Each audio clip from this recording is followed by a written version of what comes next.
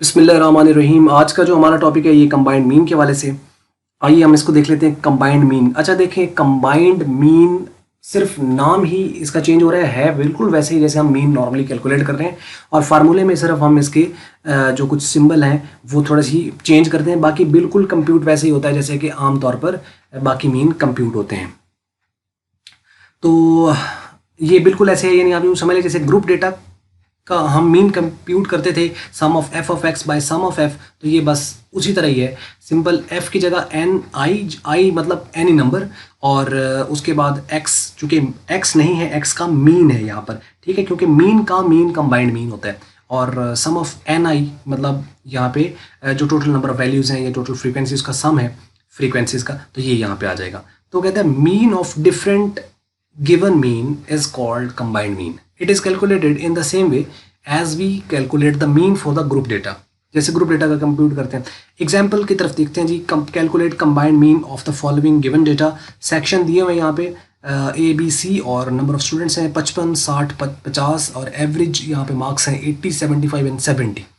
अब इसके हमें कंबाइंड मीन कैलकुलेट करना है, तो हम क्या करेंगे कि इसमें एन, ये जो नंबर ऑफ स्टूडेंट्स हैं ये एन है, एन आई, तो ये एन वन हो गया, ये एन टू हो गया, ये एन थ्री हो गया, 55, 60, 50, और एक्स मीन आई जो है वो X mean one, X mean two, X mean three, ये आपके पास मीन दिए हुए हैं। मीन का जो मीन होता है उसे हम कंबाइंड मीन कहते हैं। अब हम क्या करेंगे, 55 को 80 से मल्टीप्लाई करके ये आ गया, 60 को 75 से मल्टीप्लाई किया तो ये आ गया, 50 को 70 से मल्टीप्लाई किया तो 3500 आ गया। ये आपके पास n i x i mean जो है ये आ गया। अब इसका हमें सम कर लेना है, वो सम आपके पास जो है वो 12400, और इसका सम कर लें एन का तो वो 165 है। सिमिलर पैटर्न के ऊपर इसको ऊपर रखें, इस पर आप डिवाइड करें तो आपके पास 75.15 इसका आंसर है। अब इसका मतलब क्या है कि जैसे हम सेक्शन ए की हमारे पास एवरेज आ रही थी 80 मार्क्स की आ रही थी, सेक्शन बी की एवरेज आ रही थी 75, सेक्शन सी की एवरेज आ रही थी 70।